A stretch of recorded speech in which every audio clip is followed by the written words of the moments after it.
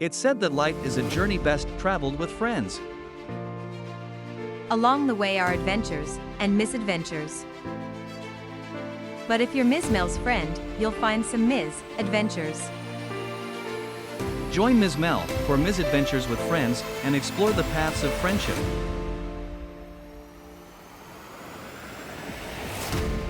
Welcome to you. I'm your hostess, Ms. Mel, and today on Misadventures with Friends, I'll be visiting with my young friend, Haley. Hi, Haley. Hello. Welcome to the studio via the computer, and we are going to just jump right into things here and just say, tell us a little bit about yourself, Haley.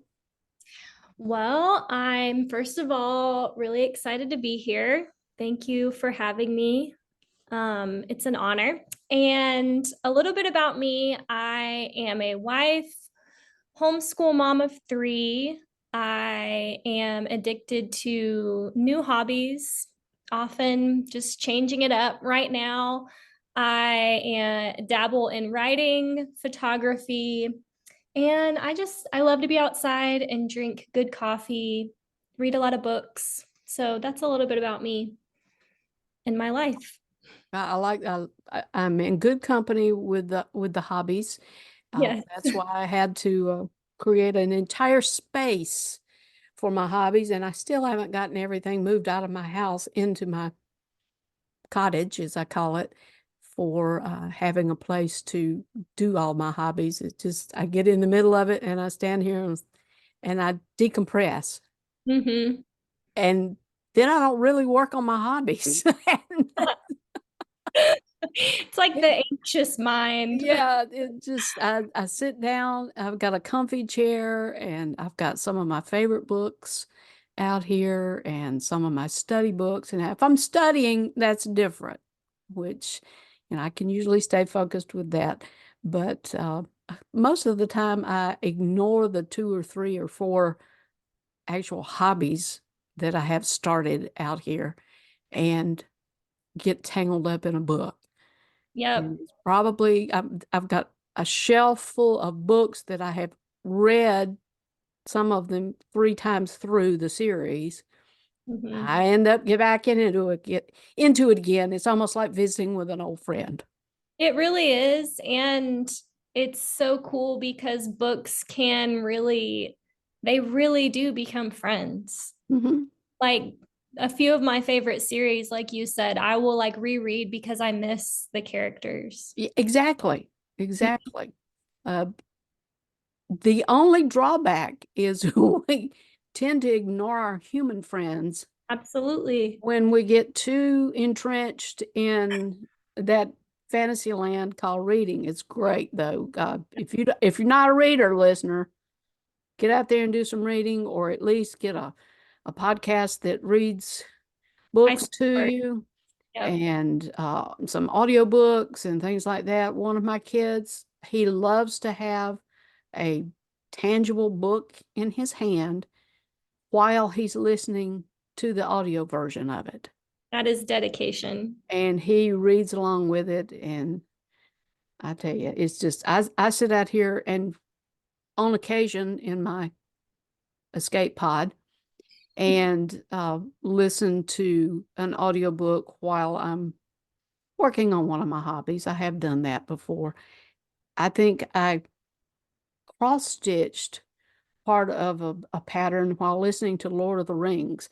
Now, that's a combination. That is quite it is on brand. It's giving Tolkien vibes. I think he would support cross-stitching and listening.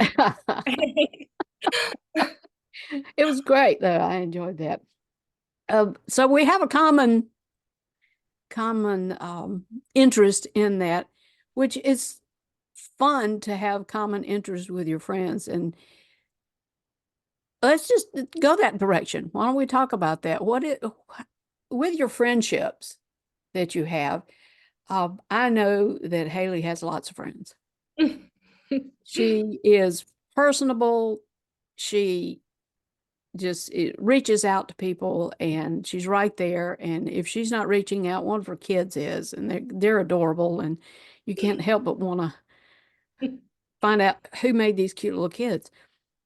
And then you start making connections. So how do you make connections with people? How have you made connections with people that have become friends? So it's funny. When I first, I guess back in college, when I first really had to put myself out there in terms of like in high school, your friends are sort of given to you, almost like shoved in your face. Like, this is your group. You're going to hang out every single day together. Well, in college, I had moved not just like a little bit of ways, but I had moved to California, was completely alone. And I asked one of my outgoing friends, like, how do you connect with people? Like, how do you make friends personally? And she was like, well, pretty much I just choose someone and I like make them be my friend. Okay. And I don't think that's like great advice in terms of like, you don't want to like force people to be your friend. But I like the idea of we get to choose our friends. And with me, I typically do kind of focus on 3 or 4 main people and just try to be consistent with them. And I think Jenny Allen says all the time, when is it your job to reach out? Like she asks that question and then she answers her own question and she says, it's always your turn to reach out. And what this really does for me is it shields me from feeling like the other person doesn't want to be my friend and it actually gives me a lot of grace for people in terms of like some people have a hard time reaching out. And because I'm a pastor's kid, I actually am very introverted, but the pastor's kid side of me has really trained me to just pursue people, which has been a gift to my introverted side. And so I think for me, just making connections is just asking people consistently over time to hang out and asking them to do life with you. As a mom, I don't really have as much of that free time anymore, but I can ask people to come sit in the yard with me and drink a coffee while my kids play. Or when we did the harbor, it would be easier for me to say, hey, I'm going to get groceries. Come get groceries with me. So that type of thing I think is really helpful depending on the season you're in, because I know seasonally sometimes it can be harder to reach out. And then another thing that I try to do consistently, even when I didn't go to New Covenant when I was in California, is just show up for things. Anything that I could show up for at the church, I was going to go because I really wanted to make good, lasting friendships. And reaching out for me has not always been easy and it has been a challenge. But I think at this point in my life, I don't feel insecure if someone doesn't like there's a vibe that they don't want to be friends. I'm just kind of like, you know what? God has something or somebody else for me to pursue. And that is like perfectly fine. You brought up something that a lot of people don't think about when we talk about fostering friendships and being intentional with our friendships. They don't have to be super structured.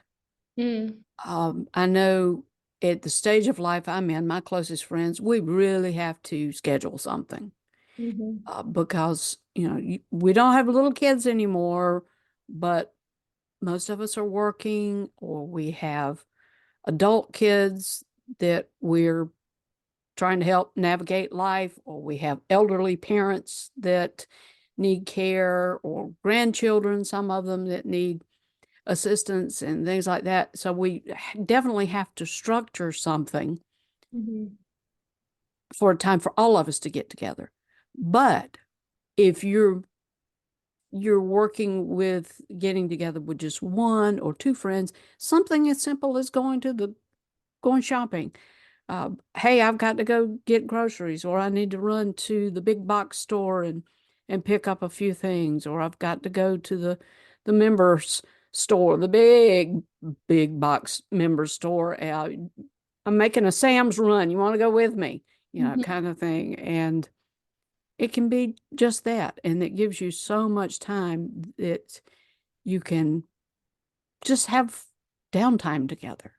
And Mhm. I think that's energizing to the friendship. And it's also it's kind of therapeutic It is, and to it not doesn't. have to be on in performance mode. Yes, and it's not, you're not hosting anything.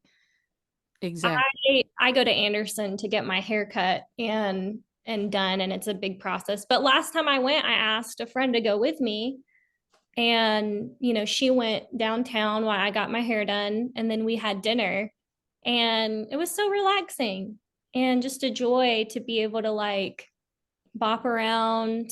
I didn't have to clean my house, but we just got that quality time together that really over time creates, a deeper bond than just we do play dates. Right. Right. Yeah. Well, we started off with leading into this with talking about common interests and things like that. What sort of common interests do you hold with friends, and do your friends, are they mutual friends with your friends? I was Mm, talking to somebody, that you look at on social media and you see a friend from a different realm, so to speak, interacting with a friend from the current realm you're in, and you're like, how do you know each other? mm-hmm. And you find these connections and the world gets smaller. But what sort of interest do you pursue that you have good friends that do the same thing? So honestly, since becoming a mom, one big bond does typically, and this is actually as I've gotten older, I definitely have friends that are all ages, and I value that. And each one, it's easy in a different way. With my single friends, what is cool about a lot of them is that they will just come to me. They are gracious with me and understand I may not be able to just like drop everything and go on a run. And so they will come to me. And then I would say though, a lot of times for me, I don't even know, because a lot of my friends are really different from me. I feel like I am, like, I know a lot of people say this, but I feel like at my core, I am like a true nerd.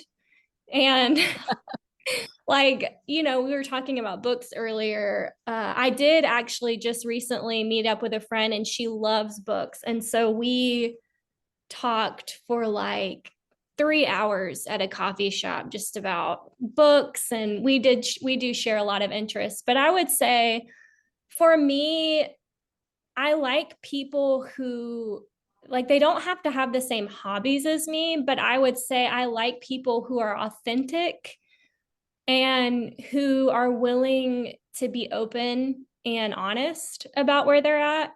And those two things, I think, when I just feel that someone is really honest and open, and not that they have to share everything on our first meeting, like Sure, sure. we can build up to that. I like reserved people as well.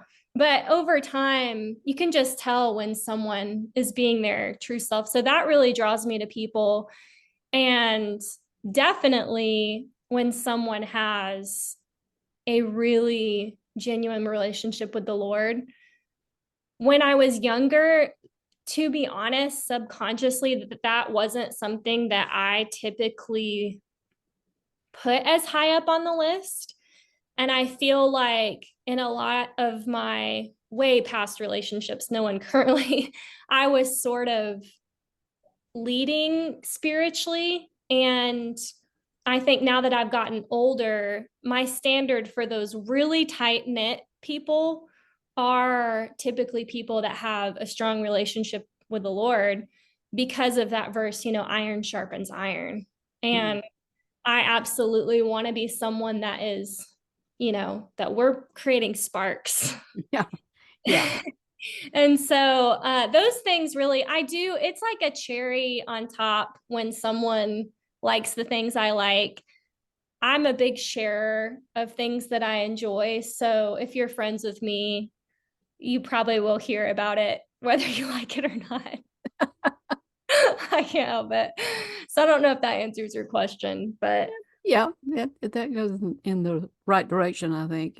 yeah. We all have our deep-seated interests and passions and uh, things that really spark us, so to Mhm. speak. And I think a good friend is somebody that can not share those same passions and Mm. interests, but will sit and listen to me talk about it Yes. Yes. because, it's something that really I enjoy. When I start talking about something I'm studying to some of my friends and they're like, I can see their look, they're like, I'm not getting this. I don't see why you like learning so much, but I'll listen to you. And Mhm. thank you for sharing that with me, and I know that they're being genuine with their concern and their interest in it. And, you know, uh, it's just like having good friends that will say, I don't think you should be doing this. Mm. Is having those friends that will say, you need to keep pursuing this Mm. and you need to continue with it. I mean, that's part of the reason that we have the podcast is encouragement from good friends that Mhm. said, I don't understand anything about what you're doing and why you want to do this. And I probably won't be on your podcast because I don't want to talk on a microphone, but you go right ahead Mhm. and enjoy doing it, and I will support you. And I'm like, okay, that just means you have to listen whenever there's a new You gotta episode tune drop. in. I know, And and good. wherever you are in the world, you have to listen. Yes, good friends. That is such a good point. I feel like they bring the hype, they're going to encourage you. And not that we all do that perfectly. Obviously, there are times when each of my friends, myself included, have gone through really hard times, and we're not able to give as much to friendship as we're giving to just survival. But I feel like what is really beautiful, and I can't really speak to non-believing relationships because I've been in Christendom for so long, but it does really feel like when you are good friends with people that love Jesus, the competition with each other, it just dissipates. Mm, And it's not that there's never anything that you could feel tension over. That's just normal. And to some extent, if you're not disagreeing as friends, you're not coming to the table, honestly. right. But I think there is something so cool specifically about women that when you, like you were saying with your passions, that they're kind of, they like get us, in a way that men just really cannot. And so to have those like hype ladies that come alongside you and they're like, you're so good at that, keep going. And to have them kind of push back is so helpful. And yeah, I'm just so thankful for people in my life that have done that for me, because I truly feel like a lot of my passions and dreams have been crafted by good friendships Mm. in a lot of ways. Yes, I agree. I agree with that. I mean, I wouldn't have a podcast about friendship if it Mhm. weren't for my friends. That sounds a little hokey, but I love it's true. It's it. yeah, and I dedicate the whole thing to the fact that they gave me the courage Mm. to do this when I was seeing so many people who didn't, like you said, it's hard to make friendships, and sometimes people don't know how Mhm. to make friendships. And this podcast gives us an opportunity to see the perspective of many different people. Mm.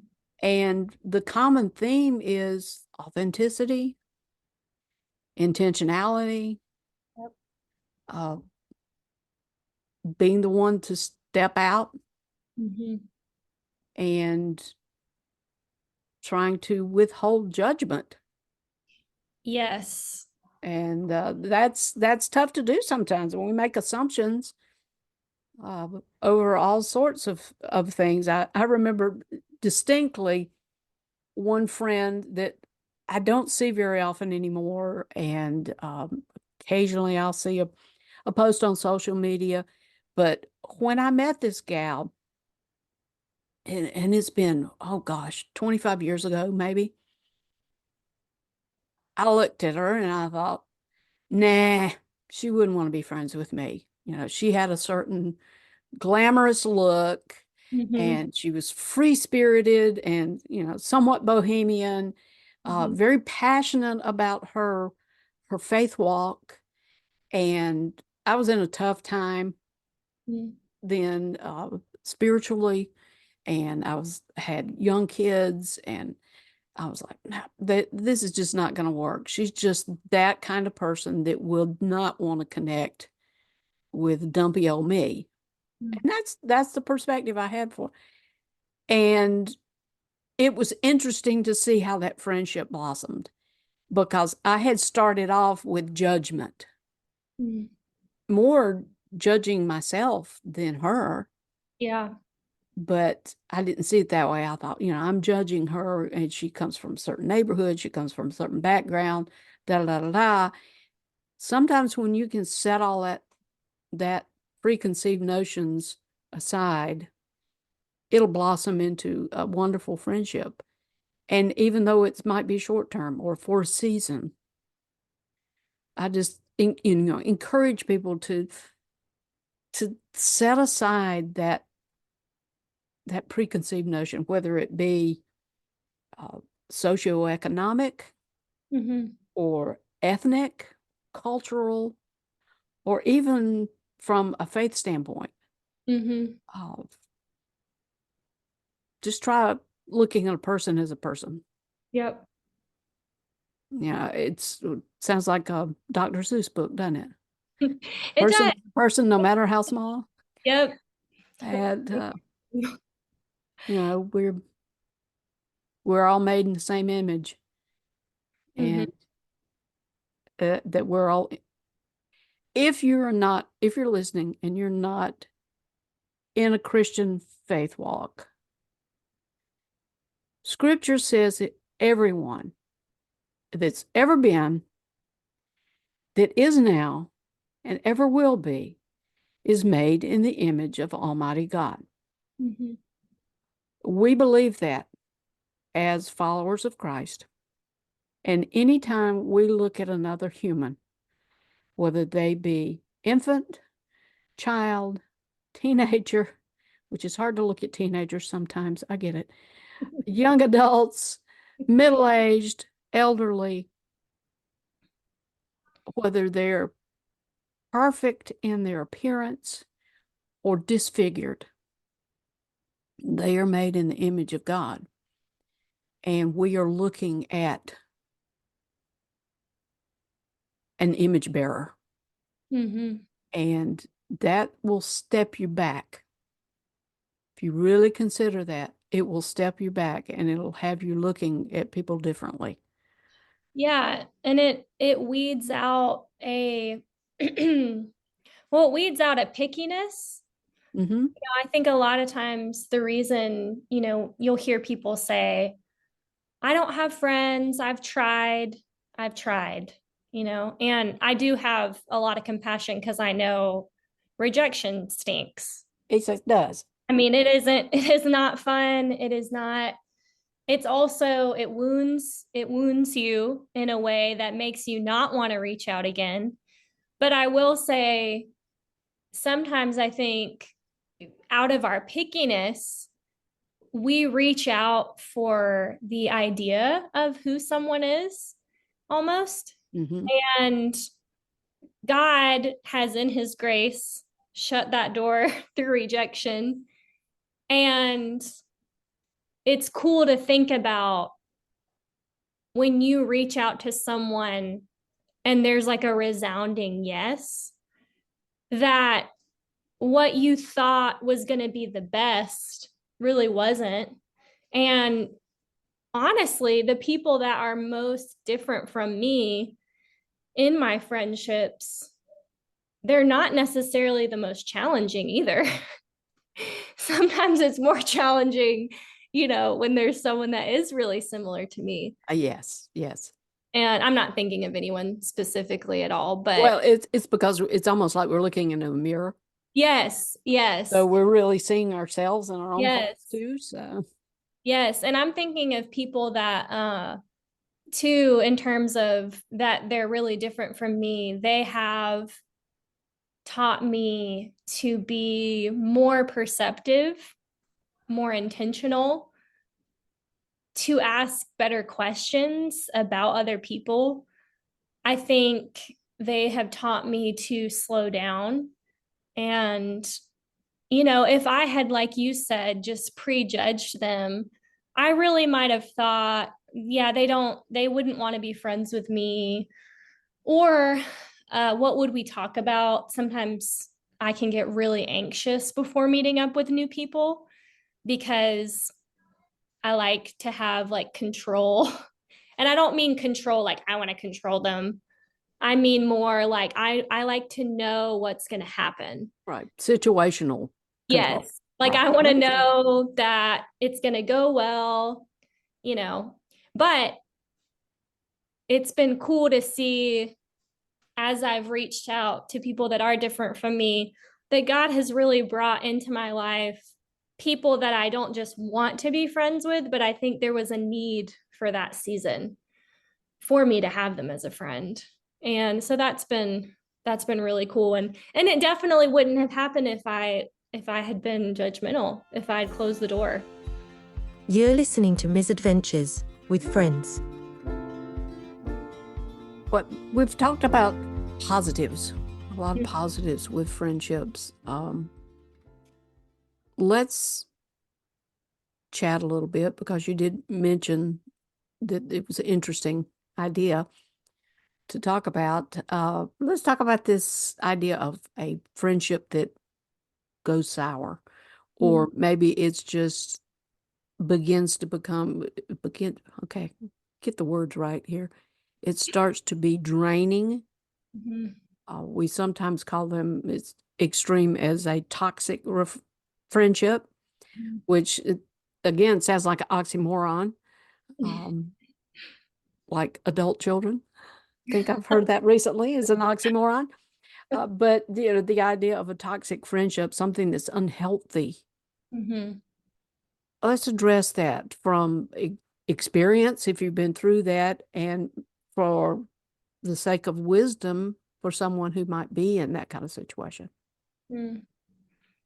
Well, I know for me personally, I am almost like one of the biggest qualities that I live by and hold to is like loyalty. It's like blood in, blood out, ride or die. And I have always sort of worn that as probably a little bit of like a pride, like I'm so loyal, blah, blah, blah.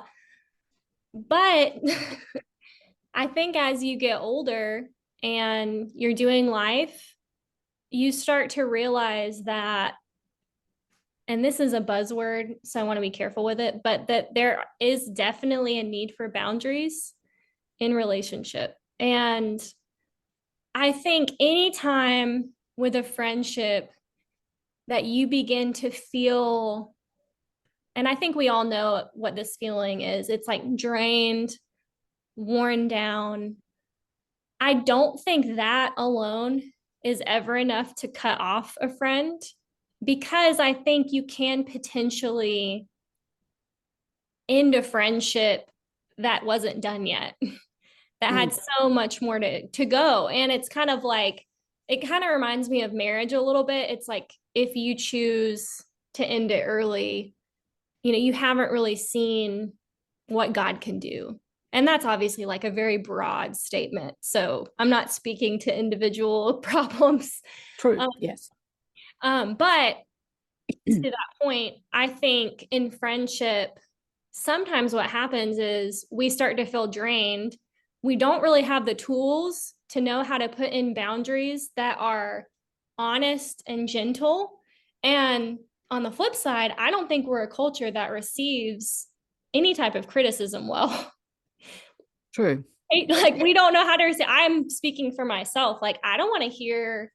So I think the way that I've handled things is I like to take a pause. I like to hunker down a little bit, see if it's a me problem, because 9 times out of 10 it is. And I need to find ways to refill, replenish. And if this is someone that isn't giving, really crazy signs, I don't think it's necessarily cause to end a friendship, but I think there are many different ways that we can live more honestly in relationship. And I know in my own life that sometimes when I have put up those boundaries, if that's what we'll call them, is the friendship naturally does kind of naturally goes away. And I think that is a good sign that you were probably putting in, like, you were the reason that friendship was happening. Mm-hmm. If it just naturally. And then sometimes when I've hunkered down, I've been like, oh my gosh, I need to replenish. I'm like putting this on my relationship, and it's really like I need something, whether that's rest, who knows what it is. Right. And then on the flip side, I have had not a ton, but a couple relationships that they could not go forward. And that's really hard for me to admit. And it's hard for me to admit defeat, I think. But in some ways, they happened in a way that God sort of stepped in, and like it ended in a way that was like natural. And I didn't necessarily have to be like wound anyone or say out loud, oh, we're not going to be friends, because that, I do think that is hard for someone to hear, and it's hard to be the person that says it. But yeah, it's tough. And in a lot of ways, you feel the need to want to explain to other people, the situation. But I heard really good advice from Shelley Giglio a long time ago. And she said, when it involves other people, do not defend yourself. God is your defender, and you can let him go before you. And I've seen my parents do that in ministry. And it's something that I really try to implement in my own life. And not that I don't have those close relationships that we do talk a little in more detail, but in terms of like, if the friendship ended, I'm not out to hurt that person. I'm not out to demean them. I'm not out to make others think bad of them either. It's like, I wish them the best, I wish them like that God would grow them, that he would grow me. And I don't think necessarily it's like a forever thing all the time, but I have kind of learned the hard way that love isn't always, I love you through every single thing you do. And it's kind of funny because I actually like sometimes think about how, we want, I romanticize any relationship I have in terms of like, I like love relationships and friendships and stuff. So I think of them with like almost like googly eyes, like they're so great. But also I think that God has given me a lot of like more of a firm foundation and a strength to enter into relationships with curiosity and with honesty. And that honesty needs to be gentle and prayerful. But I think what's really cool is that the times where I have gone through hardship with a friendship, I have never depended like more on the Lord in some ways. Mm-hmm. And I think that is also a sign that you're not out to just get your own way. you want to be so listening to and in tune with the Holy Spirit, because, sometimes he has us pull back if emotionally we're so drained we can't give to other places in our life. I think that's a big signal that something isn't right. But at the same token, if a relationship is draining and it's not taking from everything, sometimes I think if we lean into the Holy Spirit, he's saying, lean in, you're going to see the other side of this, and this is going to be a good thing.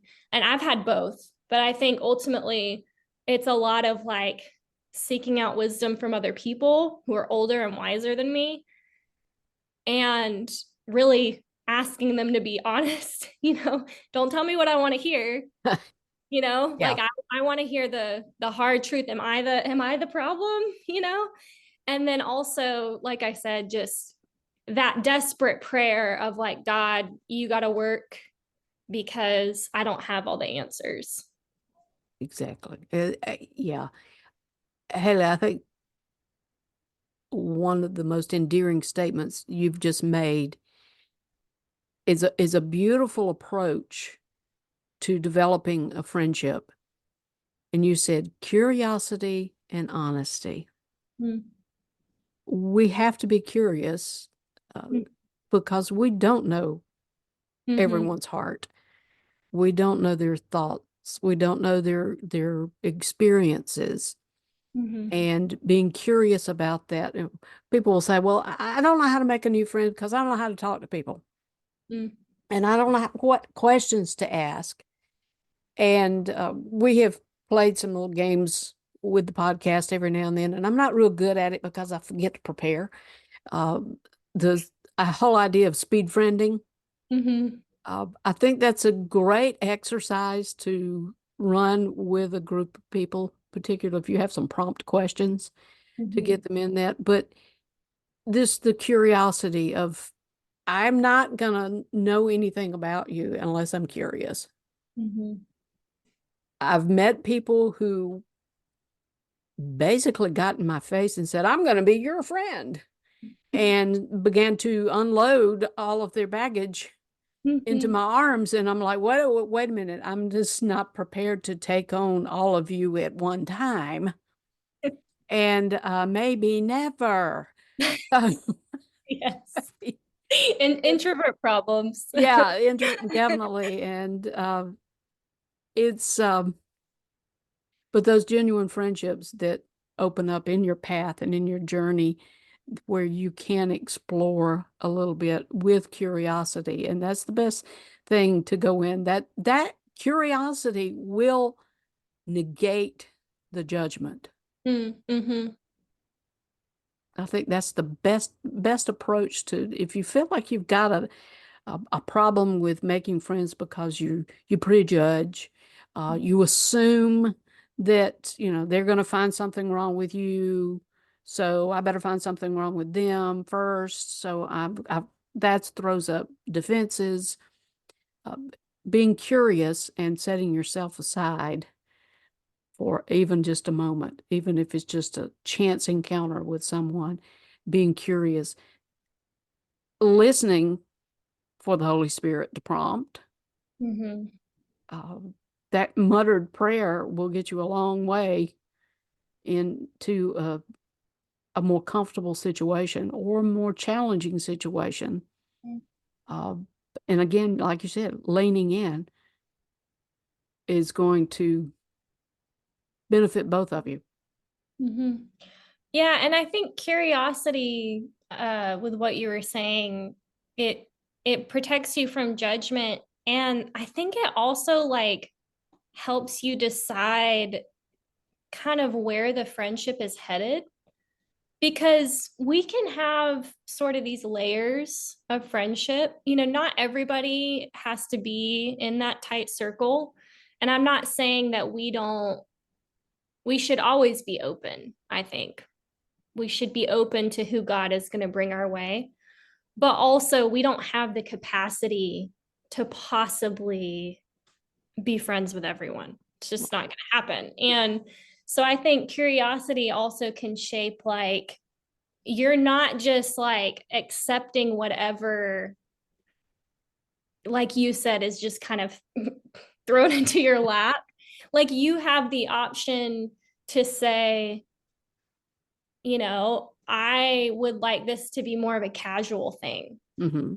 I don't think it has to be like you're just constantly inviting everyone into your inner thoughts and feelings and vulnerability because you don't owe anyone that. Oh, Um, I was thinking the other day, you know what a Venn diagram is? I know in theory, And yes. yeah, the circles and the circles overlap, and where you have the overlap, that's the commonalities. Yes, Yeah, yes. I look at friendship like almost like it's a whole lot of Venn circles, Mm, Venn diagrams, and these different circles cross over my hmm. circle on occasion. There are some that travel through life with me, Yes. but there are others that, as someone recently said, our circles just kind of brushed up against each other most Hmm. of the time. Hmm. And, sometimes we call those short-term friendships or acquaintances, Hmm. or others are deep friendships. But again, like you said, they're levels. Hmm. But, thinking of them as circles that we're I just like spinning circles through better. life. Yeah, we're spinning through life, and occasionally our circles cross.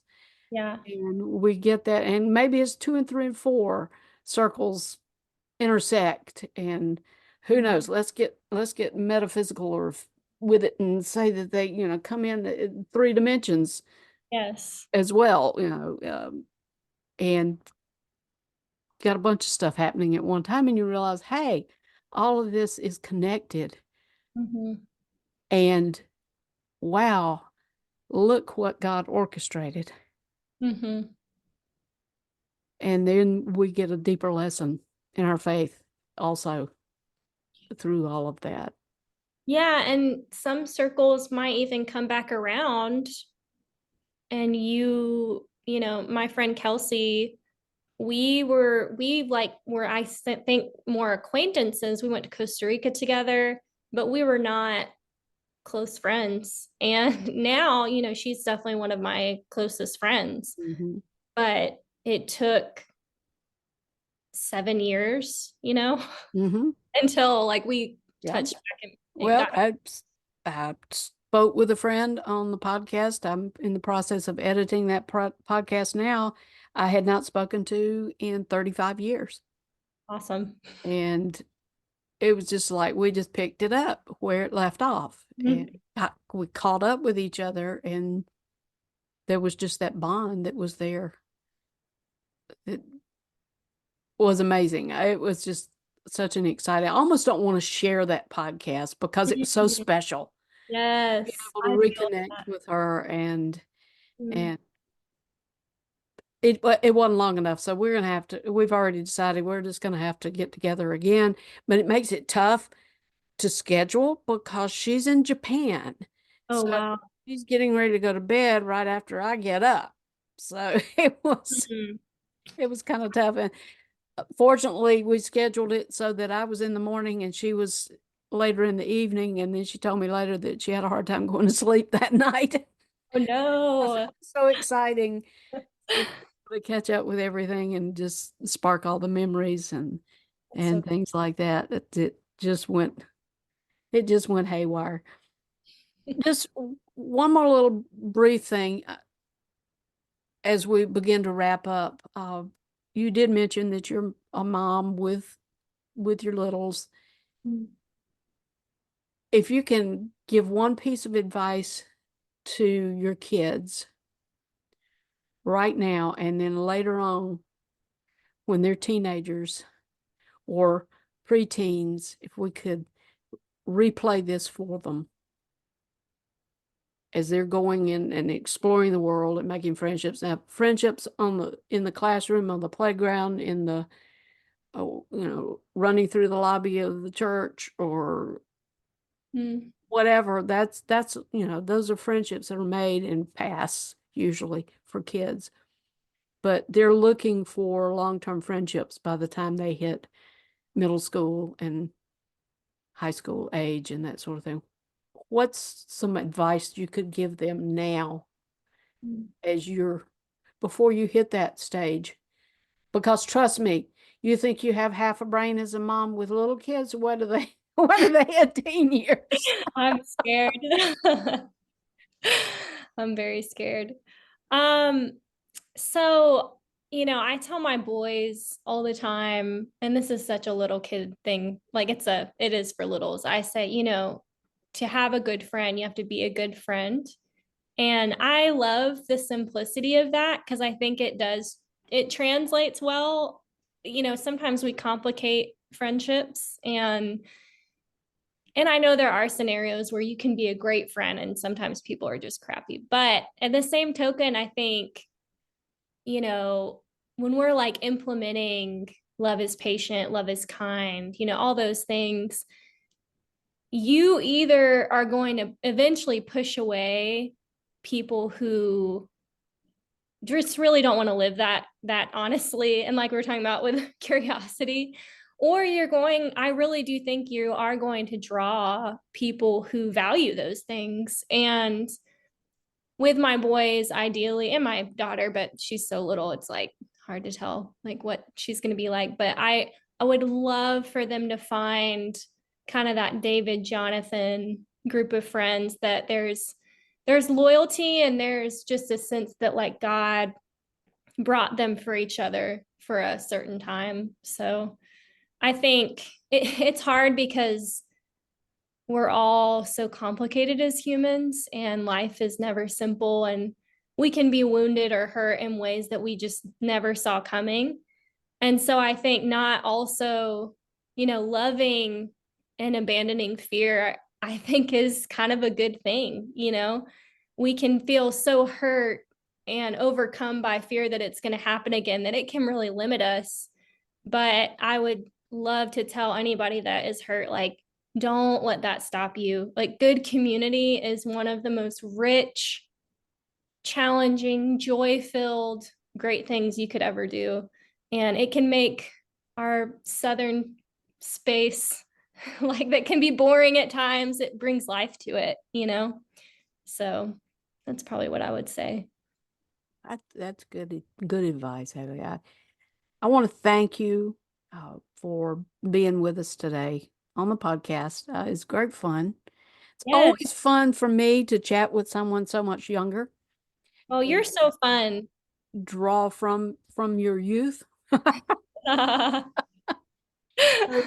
Thank you for chatting with us today and sharing another Ms. Adventure with me. And we thank all of our friends, old and new, for journeying with us.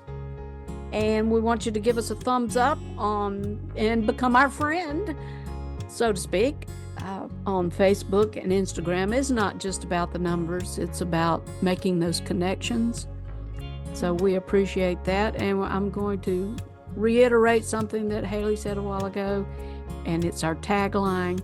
Now, go make a friend and be a friend. That's the important thing to do. And we thank you again, Haley. I hope you have a great day. You too. Thank you.